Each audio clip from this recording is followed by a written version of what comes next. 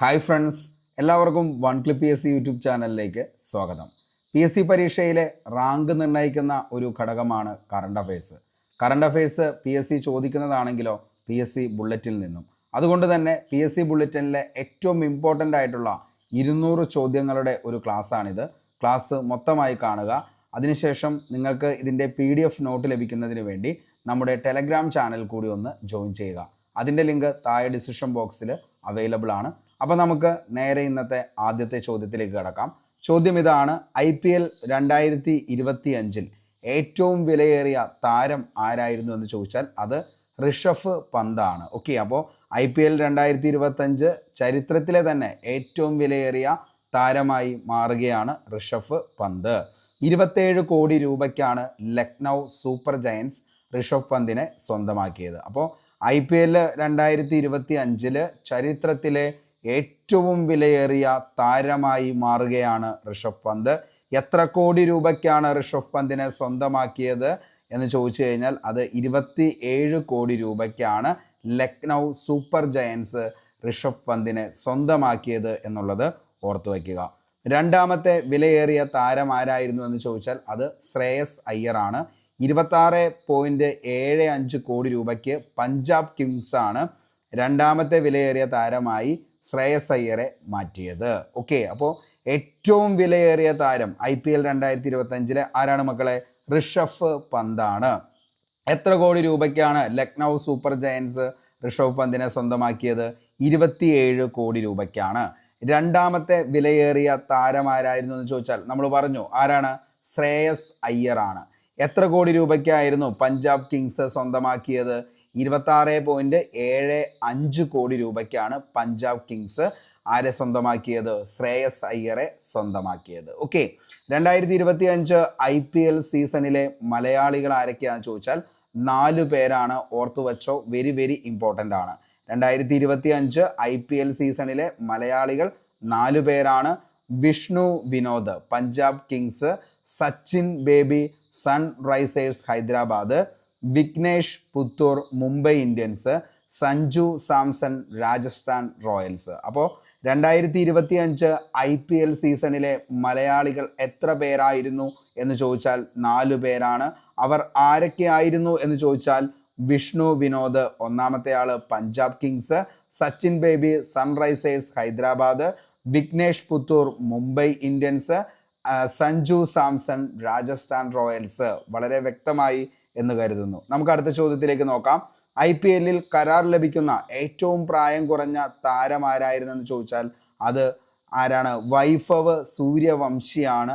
IPL കരാർ ലഭിക്കുന്ന ഏറ്റവും പ്രായം കുറഞ്ഞ താരമാണ് വൈഭവ് സൂര്യവംശി. 13 വയസ്സാണ് വൈഭവ് സൂര്യവംശിക്കുള്ളത്. ബീഹാർ സ്വദേശിയായ വൈഭവിനെ ലേലത്തിൽ രാജസ്ഥാൻ റോയൽ 1.10 കോടി രൂപയ്ക്കാണ് സ്വന്തമാക്കിയത്. അപ്പോൾ ബീഹാർ സ്വദേശിയായ വൈഭവാണ് IPL കരാറിൽ ലഭിക്കുന്ന ഏറ്റവും പ്രായം കുറഞ്ഞ താരമാണ് വൈഭവ് സൂര്യവംശി. എത്ര വയസ്സാണ് വൈഭവിന്?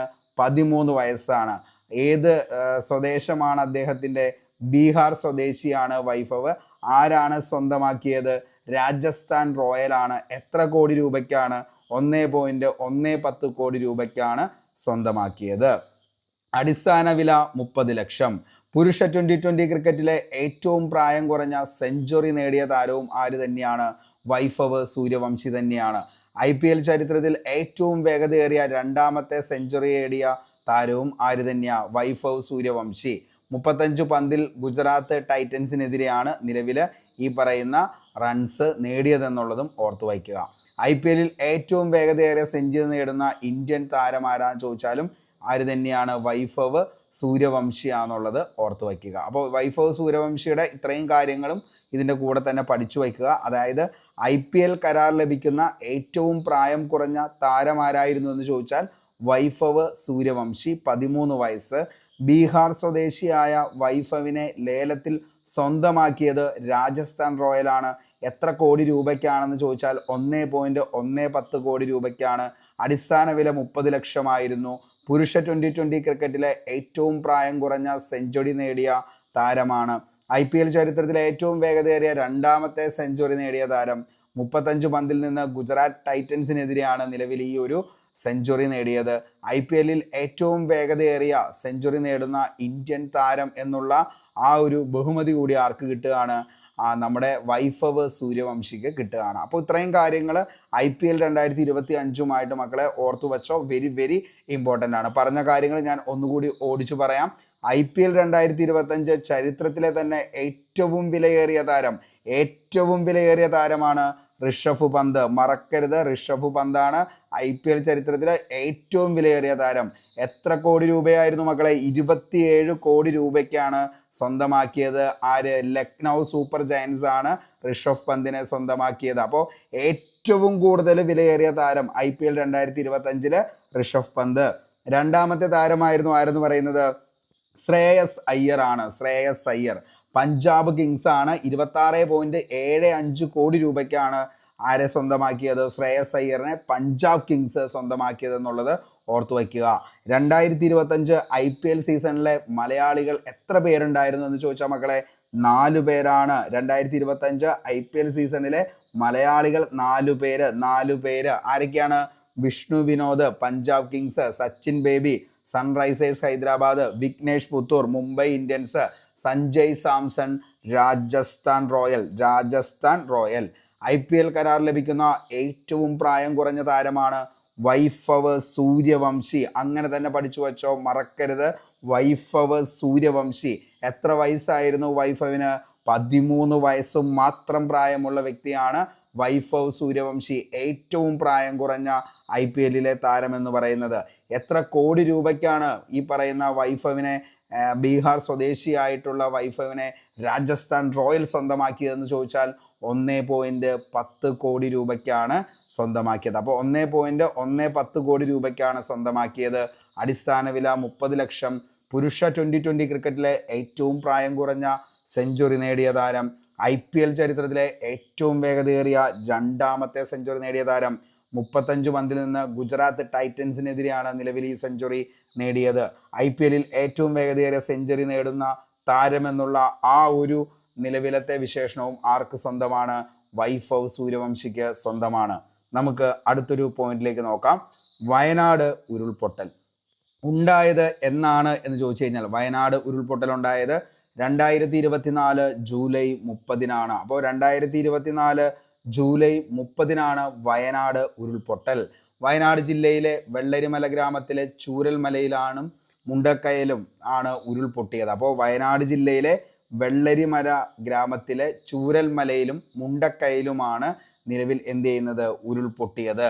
ചൂരൽമലയിൽ 48 മണിക്കൂറിൽ പെയ്ത 572 മില്ലിമീറ്റർ മഴയാണ് ഉരുൾപൊട്ടലിന് കാരണമായത്. അപ്പോൾ ചൂരൽമലയിൽ 48 മണിക്കൂറിൽ പെയ്ത 572 മില്ലിമീറ്റർ മഴയാണ് ഉരുൾപൊട്ടലിന് കാരണമായത്. അപ്പോൾ എന്നാ ഉരുൾപൊട്ടൽ ഉണ്ടായത്?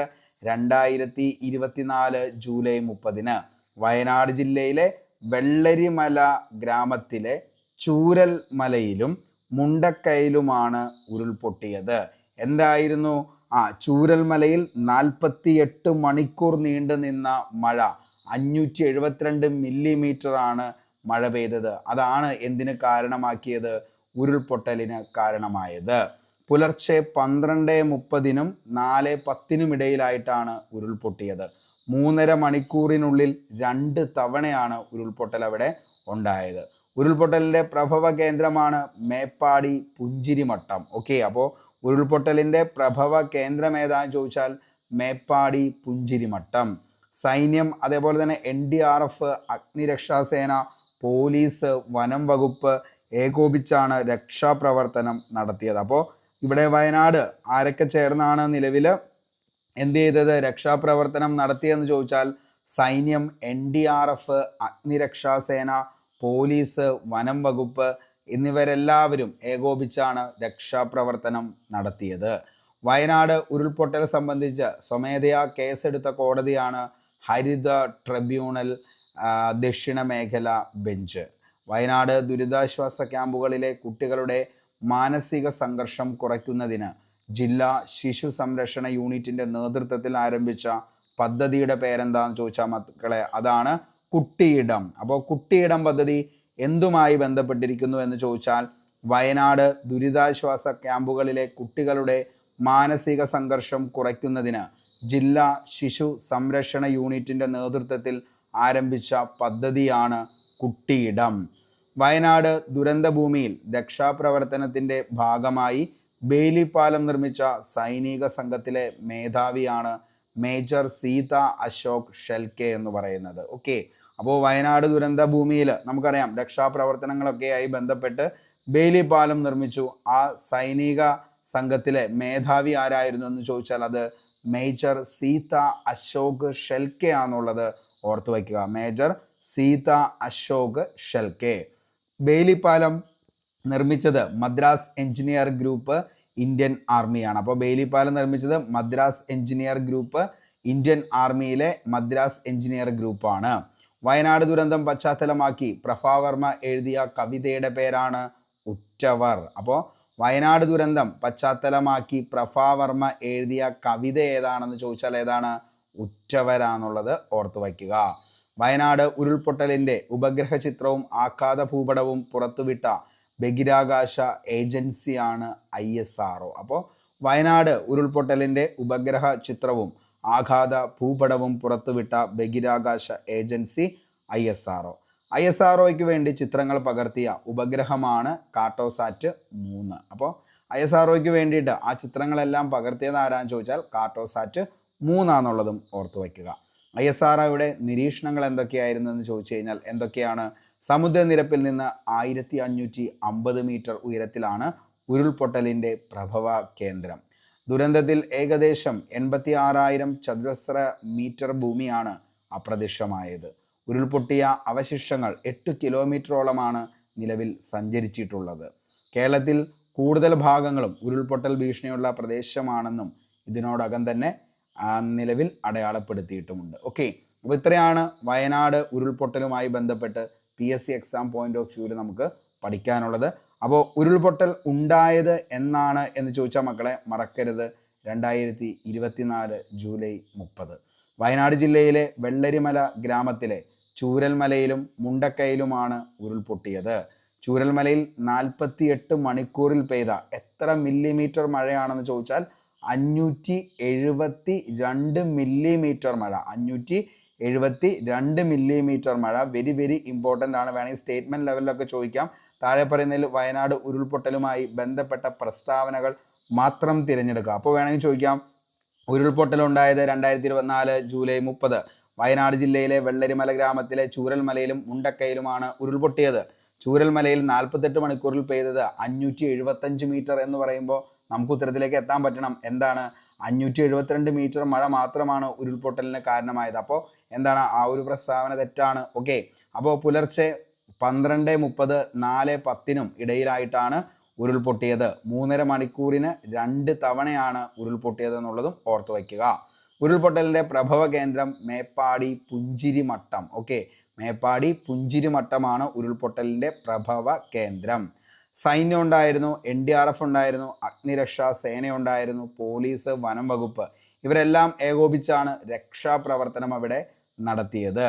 വയനാട് ഉരുൾപൊട്ടൽ സംബന്ധിച്ച് സ്വമേധയാ കേസെടുത്ത കോടതിയാണ് ഹരിത ട്രിബ്യൂണൽ ദക്ഷിണ മേഖല ബെഞ്ച്. വയനാട് ദുരിതാശ്വാസ ക്യാമ്പുകളിലെ കുട്ടികളുടെ മാനസിക സംഘർഷം കുറയ്ക്കുന്നതിന് ജില്ലാ ശിശു സംരക്ഷണ യൂണിറ്റിൻ്റെ നേതൃത്വത്തിൽ ആരംഭിച്ച പദ്ധതി ഏതാണെന്ന് ചോദിച്ചാൽ മക്കളെ ഇമ്പോർട്ടൻ്റ് ആണ്. കുട്ടിയിടം. ഏതാണ്? കുട്ടിയിടം. വയനാട് ദുരന്തഭൂമിയിൽ രക്ഷാപ്രവർത്തനത്തിൻ്റെ ഭാഗമായി ബെയിലി പാലം നമ്മൾ അന്ന് കണ്ടതാണ് ന്യൂസിലൊക്കെ. ബെയിലി പാലം ആര് നിർമ്മിച്ചു? ഈ പറയുന്ന നമ്മുടെ സുരക്ഷാ സേന ആയിട്ടുള്ള നമ്മുടെ മിലിറ്ററി നിർമ്മിച്ചു. അപ്പോൾ അങ്ങനെ ബെയിലി പാലം നിർമ്മിച്ച ഇന്ത്യൻ ആർമി ഏതാണ് എന്ന് ചോദിച്ചു കഴിഞ്ഞാൽ അത് മദ്രാസ് എഞ്ചിനീയർ ഗ്രൂപ്പാണ് നിലവിൽ എന്ത് ചെയ്തത്? ബെയിലി പാലം നിർമ്മിച്ചത് ഇന്ത്യൻ ആർമിയുടെ. ഓക്കെ, വയനാട് ദുരന്തം പശ്ചാത്തലമാക്കി പ്രഭാവർമ്മ എഴുതിയ കവിതയാണ് ഉറ്റവർ. ഉറ്റവർ ആണ് വയനാട് ദുരന്തത്തെ പശ്ചാത്തലമാക്കി പ്രഭാവർമ്മ എഴുതിയ കവിത ഉറ്റവർ. വയനാട് ഉരുൾപൊട്ടലിൻ്റെ ഉപഗ്രഹ ചിത്രവും ആഘാത ഭൂപടവും പുറത്തുവിട്ട ബഹിരാകാശ ഏജൻസിയാണ് ISRO. ISROയ്ക്ക് വേണ്ടി ചിത്രങ്ങൾ പകർത്തിയ ഉപഗ്രഹം കാർട്ടോസാറ്റ് 3 ആണെന്നുള്ളതും ഓർത്തു വയ്ക്കുക. ഓക്കെ, അപ്പോൾ ഇത്രയും കാര്യങ്ങളൊന്നും ഓർത്തു വയ്ക്കുക. അതേപോലെ തന്നെ ISROയ്ക്ക് വേണ്ടി ചിത്രങ്ങൾ പകർത്തിയ ഉപഗ്രഹമായിരുന്നു കാർട്ടോസാറ്റ് 3. ISROയുടെ നിരീക്ഷണങ്ങളായിരുന്നു സമുദ്രനിരപ്പിൽ നിന്ന് 1550 മീറ്റർ ഉയരത്തിലാണ് ഉരുൾപൊട്ടലിൻ്റെ പ്രഭവ കേന്ദ്രം എന്നുള്ളതും. ദുരന്തത്തിൽ ഏകദേശം 86,000 ചതുരശ്ര മീറ്റർ ഭൂമിയാണ് അപ്രത്യക്ഷമായത്. ഉരുൾപൊട്ടിയ അവശിഷ്ടങ്ങൾ 8 കിലോമീറ്ററോളമാണ് സഞ്ചരിച്ചിട്ടുള്ളത്. അതേപോലെ തന്നെ കേരളത്തിലെ കൂടുതൽ ഭാഗങ്ങളും ഉരുൾപൊട്ടൽ ഭീഷണിയുള്ള പ്രദേശമാണെന്നും നിലവിൽ അവർ എന്ത് ചെയ്തിട്ടുണ്ട്, അടയാളപ്പെടുത്തിയിട്ടുണ്ട്. ഓക്കെ, അടുത്ത് നമുക്ക് പഠിക്കാം ഫ്രാൻസിസ് മാർപ്പാപ്പ. യഥാർത്ഥ നാമമാണ് George Mario Bergoglio. Okay, George Mario Bergoglio എന്നുള്ളതാണ് ഫ്രാൻസിസ് മാർപ്പാപ്പയുടെ യഥാർത്ഥ നാമം. ജനനം 1936 ഡിസംബർ 17. അപ്പോൾ ജനനം എന്നാണെന്ന് ചോദിച്ചാൽ 1936 ഡിസംബർ 17. അർജന്റീനയിലെ ബ്യൂണസ് അയേഴ്സിലാണ് അദ്ദേഹം ജനിക്കുന്നത്.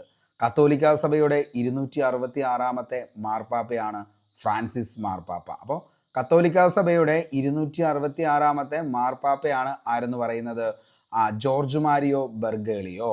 ഈശോ അതായത് ജസ്യൂട്ട് സഭയിൽ നിന്നും ലാറ്റിൻ അമേരിക്കൻ രാജ്യങ്ങളിൽ നിന്നുമുള്ള ആദ്യത്തെ മാർപ്പാപ്പയാണ് ആരെന്ന് പറയുന്നത് ഫ്രാൻസിസ് മാർപ്പാപ്പ എന്ന് പറയുന്നത്. അപ്പോൾ ഈശോ അതായത് ജസ്യൂട്ട് സഭയിൽ നിന്നും ലാറ്റിൻ അമേരിക്കൻ രാജ്യങ്ങളിൽ നിന്നുമുള്ള ആദ്യത്തെ മാർപ്പാപ്പയാണ് ഫ്രാൻസിസ് മാർപ്പാപ്പയായിട്ടുള്ള ജോർജ് മാരിയോ ബെർഗോളിയോ.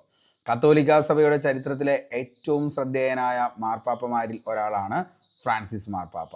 എൻ്റെ ആളുകൾ ദരിദ്രരാണ്, ഞാനും അവരിൽ ഒരാളാണ് എന്ന് പറഞ്ഞ മാർപ്പാപ്പ ആരാന്ന് ചോദിച്ചാൽ അതും ഫ്രാൻസിസ് മാർപ്പാപ്പയാണ്. അപ്പോൾ എൻ്റെ ആളുകൾ ദരിദ്രരാണ്, ഞാനും അവരിൽ ഒരാളാണ് എന്ന് പറഞ്ഞ മാർപ്പാപ്പ ആരാന്ന് ചോദിച്ചാൽ അത് നമ്മുടെ ഫ്രാൻസിസ് മാർപ്പാപ്പ ജോർജ് മാരിയോ ബെർഗോളിയോ ആണ്.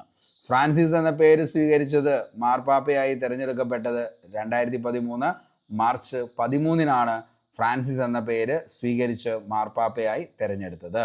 വിശുദ്ധ അസീസിയിലെ ഫ്രാൻസിസിനെ ആദരിച്ചാണ് ഫ്രാൻസിസ് എന്ന പേര് സ്വീകരിച്ചത്.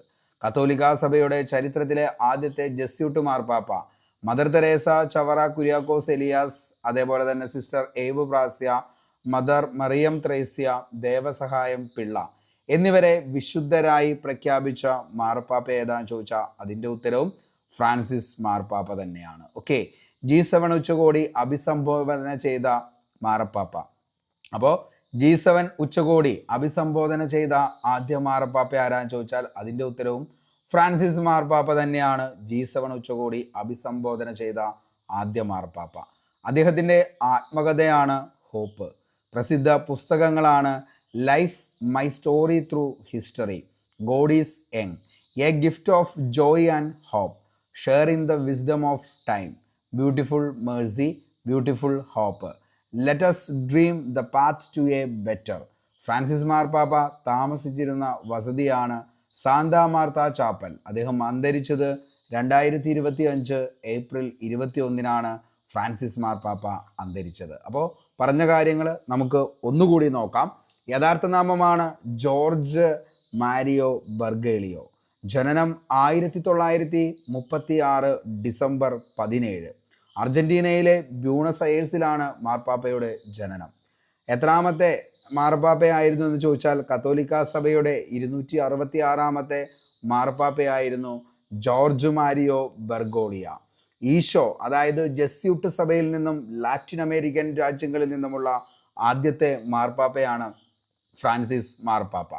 കത്തോലിക്ക സഭയുടെ ചരിത്രത്തിലെ ഏറ്റവും ശ്രദ്ധേയനായ മാർപ്പാപ്പമാരിൽ ഒരാളാണ് ഫ്രാൻസിസ് മാർപ്പാപ്പ.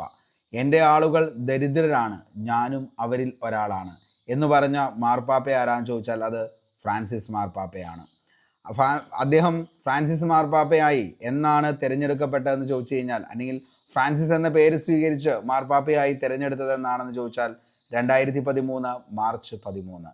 വിശുദ്ധ അസീസിയിലെ ഫ്രാൻസിസിനെ ആദരിച്ചാണ് ഫ്രാൻസിസ് എന്ന പേര് സ്വീകരിച്ചത്. കത്തോലിക്ക സഭയുടെ ചരിത്രത്തിലെ ആദ്യത്തെ ജസ്യൂട്ട് മാർപ്പാപ്പയാണ് ആരെന്ന് പറയുന്നത് നമ്മുടെ ഫ്രാൻസിസ് മാർപ്പാപ്പ. Mother Teresa, Chavara Kuriakose Elias, sister Euphrasia, mother Mariam Thresia, Devasahayam Pillai, അതേപോലെ തന്നെ ഇത്രയും ആളുകളെ വിശുദ്ധരായി പ്രഖ്യാപിച്ച മാർപ്പാപ്പ അതും ഫ്രാൻസിസ് മാർപ്പാപ്പയാണ്. G7 ഉച്ചകോടി അഭിസംബോധന ചെയ്ത ആദ്യ മാർപ്പാപ്പയും ആര് തന്നെയാണ് ഫ്രാൻസിസ് മാർപ്പാപ്പ. അദ്ദേഹത്തിൻ്റെ ആത്മകഥയാണ് ഹോപ്പ്. പ്രസിദ്ധ പുസ്തകങ്ങളാണ് life, my story through history, God is young, a gift of joy and hope, share in the wisdom of time, beautiful mercy, beautiful hope, let us dream the path to a better. Francis മാർപ്പാപ്പ താമസിച്ചിരുന്ന വസതിയായിരുന്നു Santa Martha chapel. അന്തരിച്ചത് 2025 April 21. പക്ക crystal ക്ലാരിറ്റിയിൽ മനസ്സിലായി എന്ന് കരുതുന്നു. ആത്മകഥ ഹോപ്പാന്നുള്ളത് ഉറപ്പായും ഓർത്തു വയ്ക്കുക, ചോദിക്കാൻ ചാൻസ് ഉണ്ട്. ഹോപ്പ് അതാണ് അദ്ദേഹത്തിൻ്റെ ആത്മകഥ. അതേപോലെ തന്നെ G7 ഉച്ചകോടി അഭിസംബോധന ചെയ്ത മാർപ്പാപ്പയാണ്. അതേപോലെ തന്നെ അദ്ദേഹത്തിൻ്റെ യഥാർത്ഥ നാമം ഓർത്തു വെച്ചോ മക്കളെ, ജോർജ് മാരിയോ ബർഗോളിയോ. കത്തോലിക്ക സഭയുടെ 266 കേട്ടോ, ഇമ്പോർട്ടൻ്റ് ആണ്, 266 മാർപ്പാപ്പയാണ് ഫ്രാൻസിസ് മാർപ്പാപ്പ എന്ന് പറയുന്നത്. അതേപോലെ തന്നെ അദ്ദേഹത്തിന് G7 ഉച്ചകോടിയിൽ അഭിസംബോധന ചെയ്തു. ഹോപ്പാണ് ആത്മകഥ. അദ്ദേഹത്തിൻ്റെ വസതിയാണ് മാർത്ത, അതായത് സാന്ത മാർത്ത ചാപ്പൽ എന്നുള്ളതും ഓർത്തു വയ്ക്കുക. അപ്പോൾ ഫ്രാൻസിസ് മാർപ്പാപ്പ താമസിച്ചിരുന്ന അദ്ദേഹത്തിൻ്റെ വസതി ഏതാണെന്ന് ചോദിച്ചാൽ ഏതാണ്? സാന്ത മാർത്ത ചാപ്പലാണെന്നുള്ളത് ഓർത്തു വയ്ക്കുക. നമുക്കടുത്ത് പഠിക്കാം രത്തൻ ടാറ്റയെക്കുറിച്ച്. ജനനം 1937 ഡിസംബർ 28 ബോംബെ. പ്രമുഖ ഇന്ത്യൻ വ്യവസായി. പൂർണ്ണനാമം രത്തൻ നേവൽ ടാറ്റ എന്നുള്ളതാണ് രത്തൻ ടാറ്റയുടെ പൂർണ്ണനാമം. രത്നം എന്നാണ് പേരിൻ്റെ അർത്ഥം. അതായത് രത്തൻ എന്ന് പറഞ്ഞു കഴിഞ്ഞാൽ അതിൻ്റെ അർത്ഥമാണ് രത്നം എന്ന് തന്നെയാണ്. ശരിക്കും ടാറ്റ ഗ്രൂപ്പിൻ്റെ രത്നം തന്നെയായിരുന്നു രത്തൻ ടാറ്റ എന്ന് പറയുന്നത്. ഇന്ത്യയുടെ പ്രമുഖ വ്യവസായ സംഘമായ ടാറ്റ ഗ്രൂപ്പിൻ്റെ മുൻ chairman. 1963 Tata iron and steel limited, അതായത് ടിസ്കോ എന്ന് പറയുന്നത് രൂപം നൽകി. ജംഷഡ്പൂരിൽ സ്ഥാപിച്ചു. അതിൻ്റെ ചെയർമാനായിരുന്നതും ആര് തന്നെയാണെന്ന് ചോദിച്ചാൽ രത്തൻ ടാറ്റയാണ്. അപ്പോൾ 1963 Tata iron and steel limited, അതായത് ടിസ്കോ, ജംഷഡ്പൂരിൽ സ്ഥാപിച്ചു. അതിൻ്റെ ചെയർമാനായിരുന്നു ആരെന്ന് പറയുന്നത് രത്തൻ ടാറ്റ. 1963 ബന്ധപ്പെട്ട് എന്തെങ്കിലും PSC റിലേറ്റഡ് ആയിട്ടുള്ള ഏതെങ്കിലും കാര്യങ്ങൾ നിങ്ങൾക്ക് അറിയാമെന്നുണ്ടെങ്കിൽ താഴെ ഒന്ന് കമൻറ്റ് ചെയ്യുക. നമ്മൾ ഒത്തിരി കാര്യങ്ങൾ ഒത്തിരി ക്ലാസ്സുകൾ ഡിസ്കസ് ചെയ്തതാണ്. അപ്പോൾ അതുകൊണ്ട് തന്നെ 1963 എന്തെങ്കിലും ഒരു പ്രത്യേകത താഴെ ഒന്ന് കമൻറ്റ് ചെയ്യുക. 1970 Tata consultancy service TCS ചെയർമാനായിരുന്നു. 81 Tata industries chairman. 86 Air India chairman. 1991 2012 വരെ ടാറ്റ ഗ്രൂപ്പിനെ നയിച്ച രാജ്യാന്തര ബ്രാൻഡാക്കി മാറ്റി. രത്തൻ പാർട്ടിയുടെ നേതൃത്വത്തിൽ ടാറ്റ ഗ്രൂപ്പ് പല രാജ്യാന്തര കമ്പനികളെ ഏറ്റെടുക്കുകയും അതേപോലെ തന്നെ എന്താണ് ജാഗ്വർ, ലാൻഡ് റോവർ, ടെരിറ്റി എന്നിവ അതിൽ ഉൾപ്പെടുന്നതാണ്. ഓക്കെ, അപ്പോൾ രത്തൻ ടാറ്റയുടെ നേതൃത്വത്തിൽ ടാറ്റ ഗ്രൂപ്പ് പല രാജ്യാന്തര കമ്പനികളെ ഏറ്റെടുത്തു. അതിലേറ്റവും പ്രമുഖമായിട്ടുള്ള കമ്പനികളാണ് ജാഗ്വർ, ലാൻഡ് റോവർ, ടെരിറ്റി. ടാറ്റ ഗ്രൂപ്പിൻ്റെ മൊത്തം വരുമാനം $16,500 കോടി ആയിരുന്നു. ടാറ്റ ഗ്രൂപ്പിൻ്റെ മൊത്തം വരുമാനം എന്ന് പറയുന്നത് $16,500 കോടി. ഓക്കെ, പ്രധാന കമ്പനികൾ ഏതൊക്കെയാണെന്ന് ചോദിച്ചാൽ Tata steel, Tata power, Tata consultancy, Tata motors, Tata consumer product. Okay, അപ്പോൾ ടാറ്റ ഗ്രൂപ്പിൻ്റെ ഏറ്റവും പ്രധാനപ്പെട്ട കമ്പനികൾ ഏതൊക്കെയാണെന്ന് ചോദിച്ചാൽ മക്കളെ Tata steel, Tata power, Tata consultancy, Tata motors, Tata consumer product. Tata Indica, ഇന്ത്യക്കാർക്ക് വേണ്ടി ഇന്ത്യയിൽ നിർമ്മിച്ച ആദ്യ കാറാണ് ടാറ്റ ഇൻഡിക. അന്ന് ഏറ്റവും കൂടുതൽ വിപണിയിൽ ഇറങ്ങിയ ഒരു കാറുമായിരുന്നു ഈ പറയുന്ന ടാറ്റ ഇൻഡിക. അന്നൊക്കെ മാരുതി സുസുക്കിയൊക്കെ കത്തി നിന്ന സമയത്ത് ഏറ്റവും കൂടുതൽ വിറ്റഴിച്ച മറ്റൊരു വാഹനമായിട്ട് ഇന്ത്യയുടെ തന്നെ നിർമ്മിച്ച വാഹനമായിട്ട് വന്നൊരു വാഹനമായ കാറായിരുന്നു ടാറ്റ ഇൻഡിക എന്ന് പറയുന്നത്. അഫോർഡബിൾ വാട്ടർ പ്യൂരിഫയർ, സാധാരണക്കാർക്ക് ഗുണമേന്മയുള്ള കുടിവെള്ളം ലഭ്യമാക്കാൻ വേണ്ടി നിർമ്മിച്ചു. 2000 അദ്ദേഹത്തിന് പത്മഭൂഷൺ ലഭിച്ചു. 2008 പത്മവിഭൂഷൺ. 2012 ടാറ്റ സൺസ് ചെയർമാൻ പദവിയിൽ നിന്നും വിരമിച്ചു. 2016 ടാറ്റയുടെ ഇടക്കാല ചെയർമാൻ സ്ഥാനത്തേക്ക് വീണ്ടും വന്നു.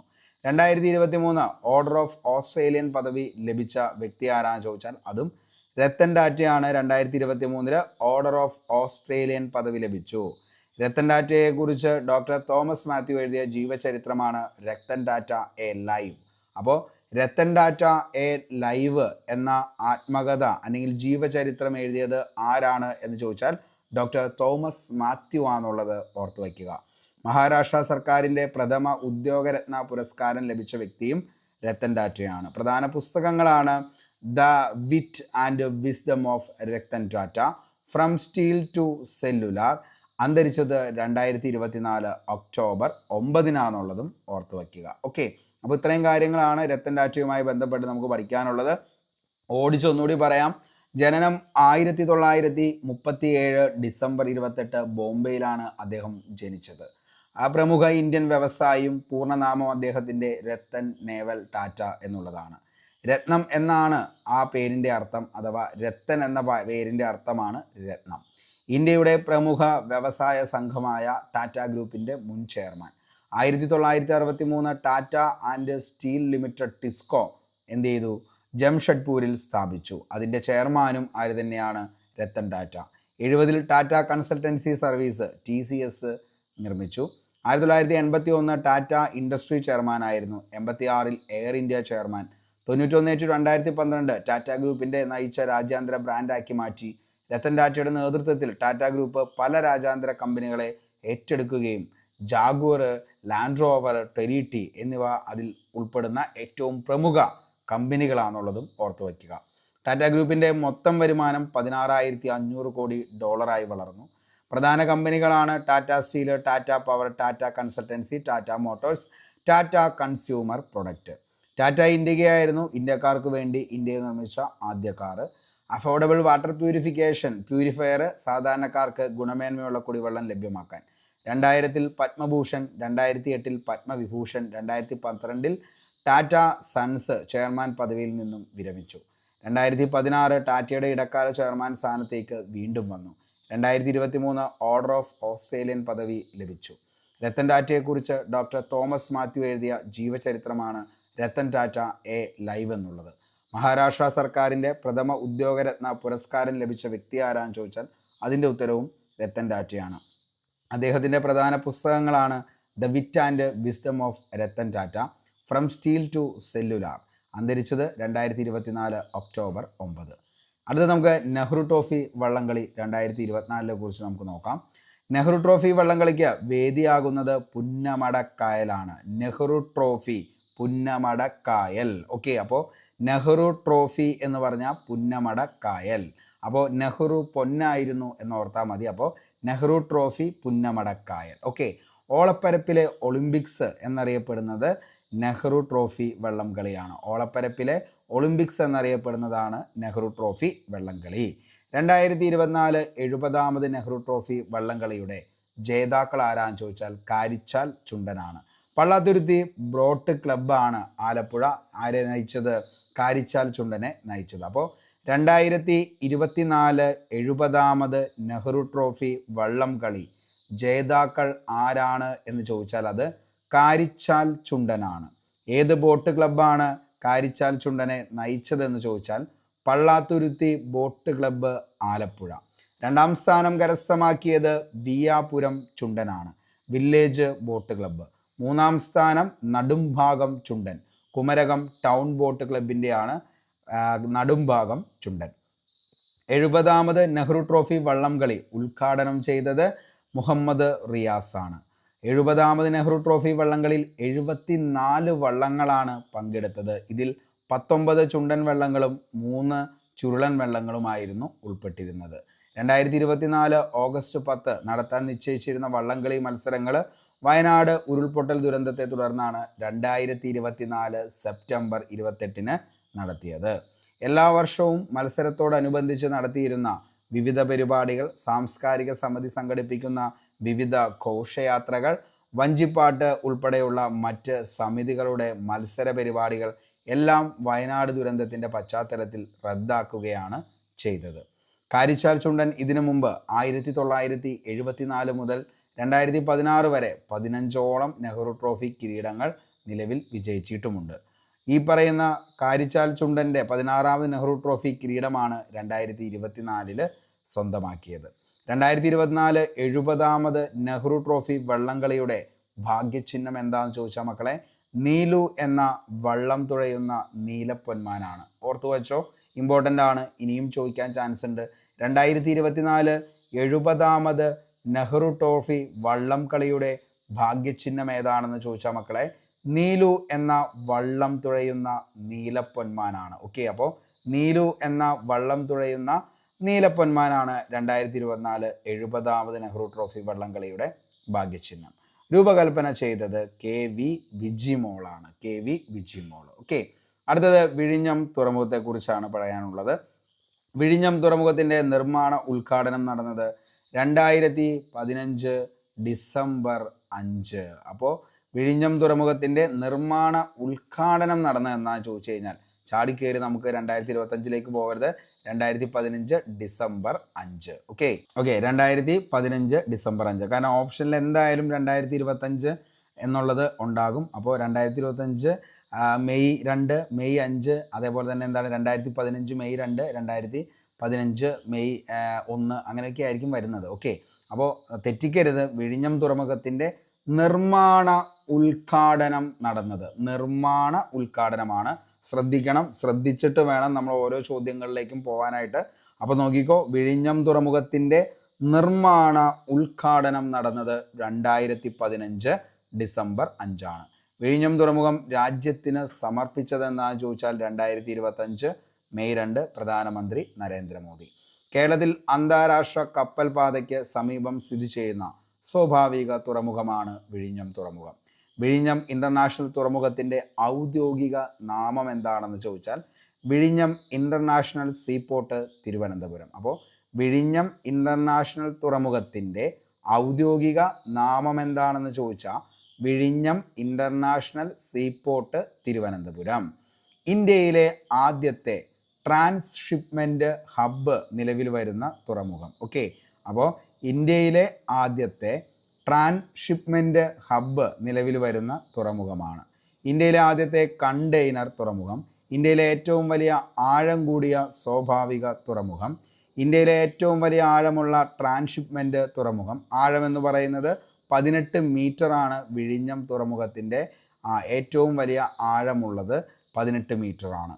വിഴിഞ്ഞം തുറമുഖം സ്ഥിതി ചെയ്യുന്ന താലൂക്ക് നെയ്യാറ്റിൻകരയാണ്. കേരളത്തിലെ ഏറ്റവും തെക്കേ അറ്റത്തുള്ള തുറമുഖം ഏതാണെന്ന് ചോദിച്ചാൽ അത് വിഴിഞ്ഞം തുറമുഖമാണ്.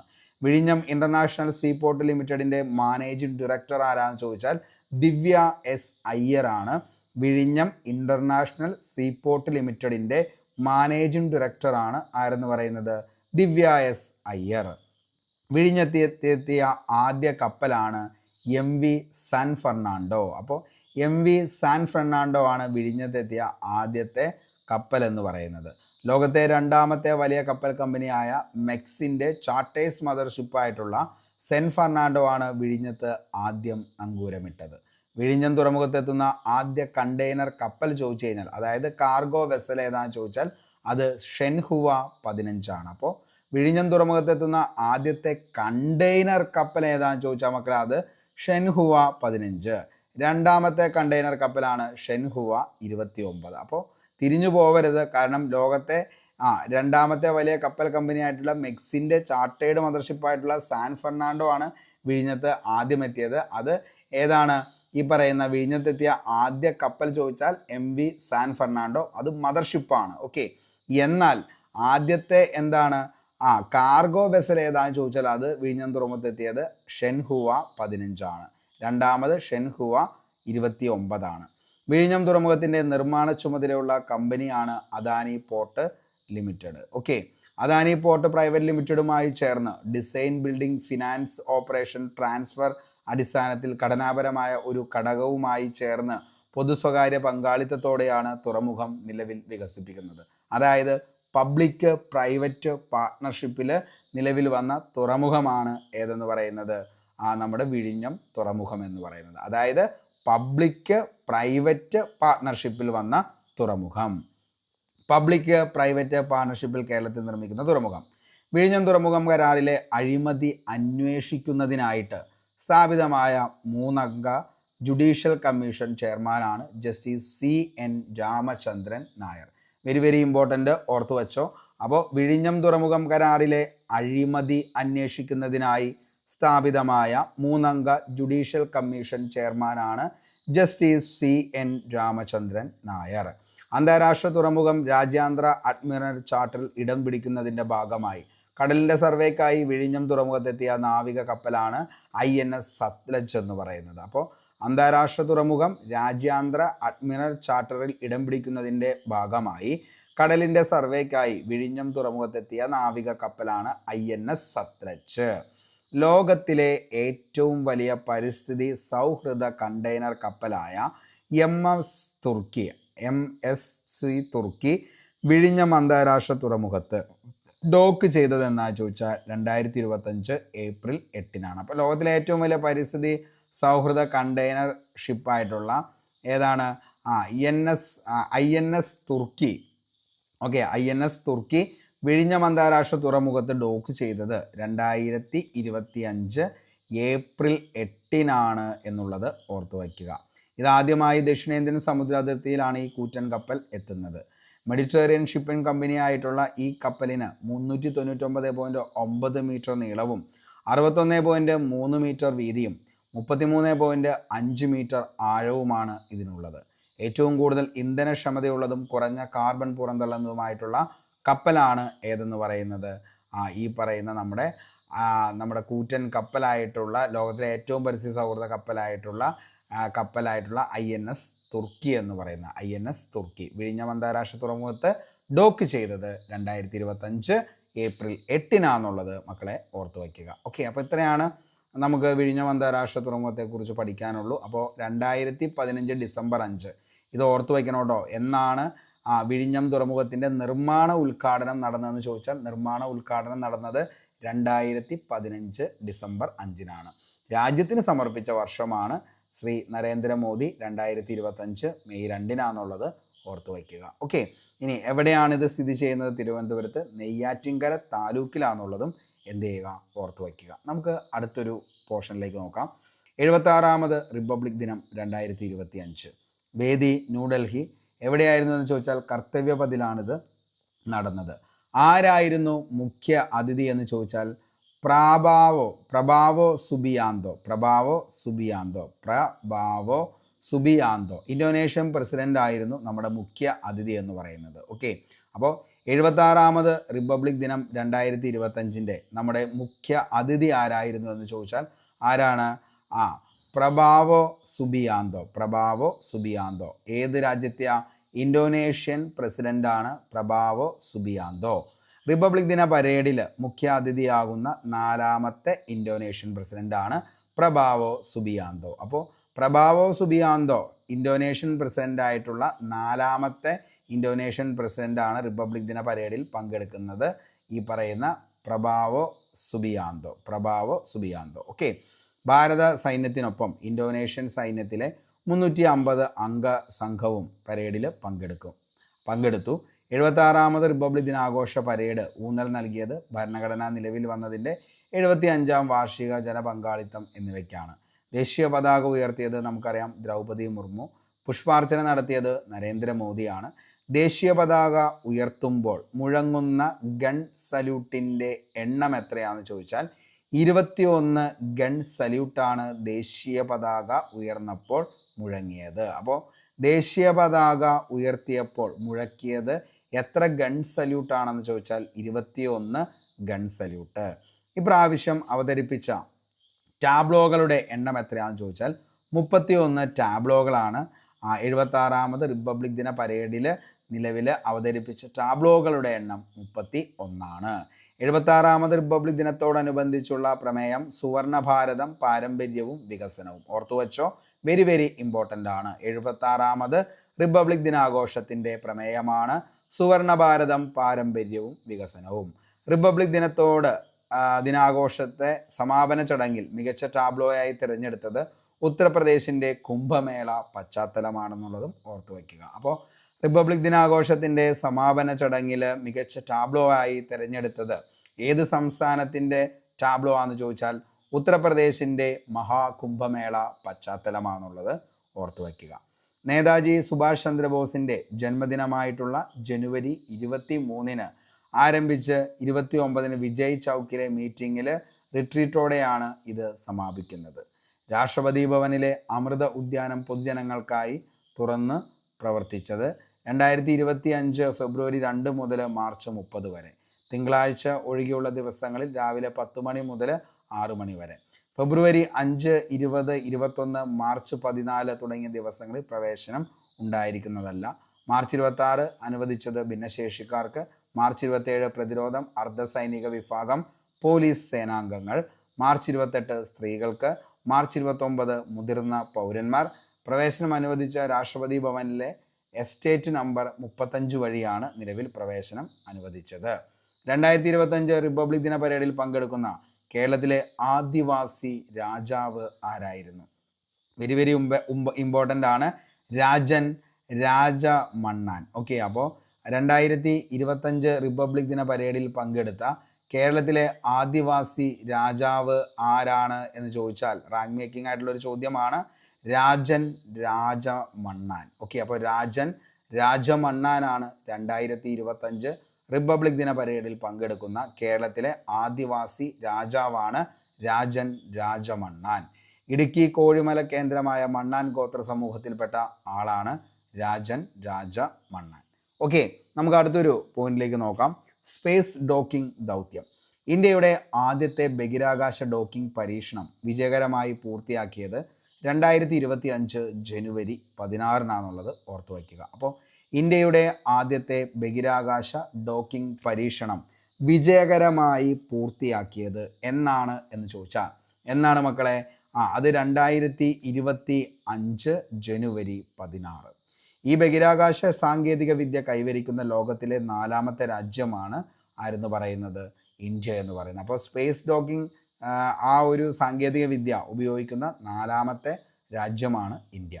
2024 ഡിസംബർ 30 ശ്രീഹരിക്കോട്ടയിൽ നിന്നും PSLV C-60 റോക്കറ്റ് ഉപയോഗിച്ചാണ് ബഹിരാകാശ പേടകം വിക്ഷേപിച്ചുകൊണ്ട് സ്പേസ് ഡേയ്സ് ദൗത്യം ആരംഭിച്ചത്.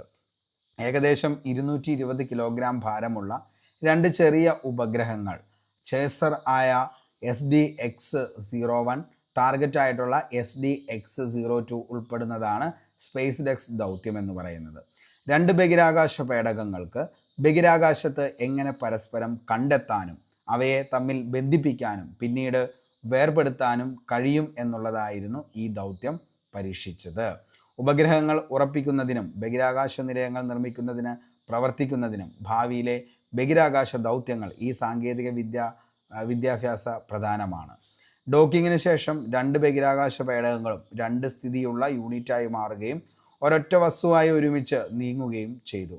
സ്പേസ് ഡെക്സ് ഉപഗ്രഹങ്ങൾ അൺഡോക്ക് ചെയ്യുന്ന നിർണായക പ്രവർത്തനം ISRO പൂർത്തിയാക്കിയത് 2025 മാർച്ച് 13 എന്തായിരുന്നു സ്പേസ് ഡെക്സ് ദൗത്യത്തിൻ്റെ പ്രധാന ലക്ഷ്യങ്ങൾ എന്ന് ചോദിച്ചാൽ സ്പേസ് ഡെക്സ് ദൗത്യത്തിൻ്റെ പ്രധാന ലക്ഷ്യങ്ങൾ 2 ചെറിയ ബഹിരാകാശ പേടകങ്ങൾ ഉപയോഗിച്ച് കൂടിച്ചേരലിനും അൺഡോക്കിങ്ങിനുമുള്ള സാങ്കേതിക വിദ്യ വികസിപ്പിക്കുകയും പരീക്ഷിക്കുകയും ചെയ്യുക. ഡോക്ക് ചെയ്ത അവസ്ഥയിൽ നിയന്ത്രണക്ഷമത പരീക്ഷിക്കുക. അതേപോലെ തന്നെ ബഹിരാകാശ പേടകത്തിൻ്റെ ആയുസ് വർദ്ധിപ്പിക്കുന്നതിനുള്ള സാധ്യത പരീക്ഷിക്കുക. ഡോക്ക് ചെയ്ത ബഹിരാകാശ പേടകങ്ങൾക്കിടയിൽ പവർ ട്രാൻസ്ഫർ പരീക്ഷിക്കുക. ഇതൊക്കെയായിരുന്നു നിലവിലെ ഇതിൻ്റെ ലക്ഷ്യങ്ങൾ എന്ന് പറയുന്നത്. അപ്പോൾ സ്പേസ് ഡെക്സ് എന്ന് പറയുന്ന ദൗത്യത്തിൻ്റെ ലക്ഷ്യം 2 ചെറിയ ബഹിരാകാശ പേടകങ്ങൾ ഉപയോഗിച്ച് എന്ത് ചെയ്യുക? കൂടിച്ചേരലും അൺഡോക്കിങ്ങിനുമുള്ള സാങ്കേതിക വിദ്യ വികസിപ്പിക്കുകയും പരീക്ഷിക്കുകയും ഡോക്ക് ചെയ്ത അവസ്ഥയിൽ നിയന്ത്രണക്ഷമത പരീക്ഷിക്കുക, ബഹിരാകാശ പേടകത്തിൻ്റെ ആയുസ് വർദ്ധിപ്പിക്കുന്നതിനുള്ള സാധ്യത പരീക്ഷിക്കുക, ഡോക്ക് ചെയ്ത ബഹിരാകാശ പേടകങ്ങൾക്കിടയിൽ പവർ ട്രാൻസ്ഫർ പരീക്ഷിക്കുക. ഇതൊക്കെയായിരുന്നു സ്പേസ് ഡെക്സ് ദൗത്യത്തിൻ്റെ പ്രധാന ലക്ഷ്യങ്ങൾ എന്ന് പറയുന്നത്. ഓക്കെ, അപ്പോൾ സ്പേസ് ഡോക്കിംഗ് ദൗത്യം നയിച്ചത് എന്നാണ് ചോദിച്ചു കഴിഞ്ഞാൽ, അല്ലെങ്കിൽ അത് വിജയകരമായി പൂർത്തിയാക്കിയത് എന്നാണ് ചോദിച്ചാൽ 2025 ജനുവരി 16 ഓർത്തു വയ്ക്കുക. അപ്പോൾ നമ്മൾ സ്പേസ് ഡെക്സിനെ കുറിച്ച് പഠിച്ചു. റിപ്പബ്ലിക് ദിനം 76ാമത്തെ റിപ്പബ്ലിക് ദിനത്തിൻ്റെ ഏറ്റവും പ്രധാനപ്പെട്ട അതിഥി ആരായിരുന്നു എന്നുള്ളത് പഠിച്ചു. പ്രഭാവോ സുബിയാന്തോ, ഇന്തോനേഷ്യൻ പ്രസിഡന്റ്. അതേപോലെ തന്നെ നമ്മൾ പറഞ്ഞതാണ് നിലവിലെ വിഴിഞ്ഞം തുറമുഖത്തിൻ്റെ നിർമ്മാണം മക്കളെ വെരി വെരി ഇമ്പോർട്ടൻ്റ് ആണ്. നിർമ്മാണ ഉദ്ഘാടനം എന്ന് ചോദിക്കുമ്പോൾ 2015 ഡിസംബർ 5, എന്നാൽ വിഴിഞ്ഞം തുറമുഖം രാജ്യത്തിന് സമർപ്പിച്ച് ചോദിച്ചാലാണ് 2025 മെയ് 2 എന്നുള്ളതും ഓർത്തു വയ്ക്കുക. മറന്നുപോകരുത്, വെരി വെരി ഇമ്പോർട്ടൻ്റ്. 2024 70ാമത് നെഹ്റു ട്രോഫി, ഓളപ്പരപ്പിലെ ഒളിമ്പിക്സ് എന്നറിയപ്പെടുന്ന ഈ ഒരു വള്ളംകളിയുടെ ആ ഭാഗ്യചിഹ്നം ഒഫീഷ്യൽ മാസ്കോട്ട് എന്താണെന്ന് ചോദിച്ചാൽ നീലു എന്ന വള്ളം തുഴയുന്ന നീലപ്പൊന്മാനാണ്. രൂപകൽപ്പന ചെയ്തത് KV ബിജിമോളാന്നുള്ളതും ഓർത്തു വയ്ക്കുക. അതേപോലെ തന്നെ നമ്മൾ പറഞ്ഞു 70ാമത് നിലവിലെ നെഹ്റു ട്രോഫി വള്ളംകളിയുടെ ആരായിരുന്നു നിലവിലെ 1ാം സ്ഥാനം കരസ്ഥമാക്കിയതെന്ന് ചോദിച്ചാൽ അത് ആരാണ്? നിലവിലത്തെ ചാമ്പ്യൻ എന്ന് പറയുന്നത് കാരിച്ചാൽ ചുണ്ടനാണ്. പള്ളാത്തുരുത്തി ബോട്ട് ക്ലബ്ബ് ആലപ്പുഴയാണ് നയിച്ചത്. 2ാം സ്ഥാനം വിയാപുരം ചുണ്ടനാണ്, വില്ലേജ് ബോട്ട് ക്ലബ്ബ്. 3ാം സ്ഥാനം കുമരകം ടൗൺ ബോട്ട് ക്ലബിൻ്റെ നെടുംഭാഗം ചുണ്ടൻ. ഓക്കെ. അതേപോലെ തന്നെ നമ്മൾ രത്തൻ ടാറ്റയെ കുറിച്ച് പറഞ്ഞു. അദ്ദേഹം 1937 ഡിസംബർ 28 ബോംബെയിൽ ജനിച്ചു. അതേപോലെ തന്നെ 2024 ഒക്ടോബർ 9 അദ്ദേഹം അന്തരിച്ചത്. ഓക്കെ. അതേപോലെ തന്നെ പ്രമുഖ ഇന്ത്യൻ വ്യവസായിയായിരുന്നു അദ്ദേഹം. അതേപോലെ തന്നെ Tata iron and steel limited TISCO എന്ന് പറയുന്നതിൻ്റെ രൂപീകരണം നടത്തി ജംഷഡ്പൂരിൽ. അതേപോലെ തന്നെ TCSൻ്റെ ചെയർമാനായിരുന്നു, ടാറ്റ ഇൻഡസ്ട്രീൻ്റെ ചെയർമാൻ, എയർ ഇന്ത്യ ചെയർമാൻ, അങ്ങനെ നിരവധി ചെയർമാൻ പദവികളിലൊക്കെ ഇരുന്നേക്കുന്ന ആളാണ് ആരെന്ന് പറയുന്നത്? രത്തൻ ടാറ്റ. പിന്നെ നമ്മൾ പറഞ്ഞു ഫ്രാൻസിസ് മാർപ്പാപ്പ. യഥാർത്ഥ നാമം ജോർജ് മാരിയോ ബെർഗോഡിയോ. ജനനം 36 ഡിസംബർ 17 അർജന്റീനയിലെ ബ്യൂണസ് അയേഴ്സിൽ. 266ാമത്തെ മാർപ്പാപ്പയാണ് അദ്ദേഹം. അടുത്ത് നമ്മൾ പറഞ്ഞത് വയനാട് ഉരുൾപൊട്ടലിനെ കുറിച്ചാണ്. 2024 ജൂലൈ 30 വയനാട് ജില്ലയിലെ വെള്ളരിമല ഗ്രാമത്തിലെ ചൂരൽമലയിലും മുണ്ടക്കയിലുമാണ് നിലവിൽ ഉരുൾപൊട്ടിയത് എന്നുള്ളത് നമ്മൾ പറഞ്ഞു. ഓക്കെ. പിന്നെ പറഞ്ഞ് നമ്മൾ IPL ആണ്. IPL ചരിത്രത്തിലെ ഏറ്റവും വിലയേറിയ താരമാണ് ഋഷഭ് പന്ത്, 27 കോടി രൂപ. 2ാം സ്ഥാനം ശ്രേയസ് അയ്യർ, 26.75. അതേപോലെ തന്നെ 4 മലയാളികളാണ് സീസണിൽ ഉണ്ടായിരുന്ന IPL 2025. പിന്നെ നമ്മൾ പറഞ്ഞു IPL കരാറിൽ ലഭിക്കുന്ന ഏറ്റവും പ്രായം കുറഞ്ഞ താരം വൈഭവ് സൂര്യവംശിയാണ്. 13 വയസ്സാണെന്നുള്ളതും അതിൻ്റെ പ്രത്യേകതയും ഏറ്റവും ഇമ്പോർട്ടൻ്റ് ആയിട്ട് ചോദിക്കാവുന്ന ചോദ്യങ്ങളും നമ്മൾ ഡിസ്കസ് ചെയ്തു. അപ്പോൾ ഇതിൻ്റെ നെക്സ്റ്റ് പാർട്ട് വേണം എന്നുണ്ടെങ്കിൽ താഴെ ഒന്ന് കമൻറ്റ് ചെയ്യുക. തീർച്ചയായിട്ടും ഇതിൻ്റെ നമുക്ക് എന്ത് ചെയ്യാം, സെക്കൻഡ് പാർട്ട് കൂടി നമുക്കിട്ട് ഇത് വൈൻഡപ്പ് ചെയ്യാം. ഇന്നത്തെ ക്ലാസ് എല്ലാവർക്കും ഇഷ്ടമായി എന്ന് കരുതുന്നു. ഇഷ്ടപ്പെട്ടെങ്കിൽ ഉറപ്പായിട്ടും ലൈക്ക് ചെയ്യുക. അതേപോലെ തന്നെ നിങ്ങളുടെ വിലയേറിയ അഭിപ്രായം താഴെ കമൻറ്റ് ബോക്സിൽ രേഖപ്പെടുത്തുക. അതേപോലെ ഇതിൻ്റെ PDF നോട്ട് നമ്മുടെ ടെലഗ്രാമിൽ അവൈലബിൾ ആണ്. അതേപോലെ അടുത്ത ദിവസം തന്നെ ഈ ഒരു ക്ലാസ്സുമായി ബന്ധപ്പെട്ട ക്വസ്റ്റ്യൻ ബോൾ ഉണ്ടാവും. അതിൽ കൂടി നിങ്ങളെല്ലാവരും എന്ത് ചെയ്യുക, അറ്റൻഡ് ചെയ്യാനായിട്ട് ശ്രമിക്കുക. അപ്പോൾ ഇത്രയും കാര്യങ്ങളൊക്കെയാണുള്ളൂ. നമ്മൾ പഠിച്ച കാര്യങ്ങളൊക്കെ അടുത്ത എക്സാമിൽ വരട്ടെ എന്ന് ആത്മാർത്ഥമായി സർവേശ്വരനോട് പ്രാർത്ഥിച്ച് ഇന്നത്തെ ക്ലാസ് ഇവിടെ വെച്ച് വൈൻഡപ്പ് ചെയ്യുന്നു. Signing off, Arun Kombanadan. Thank you.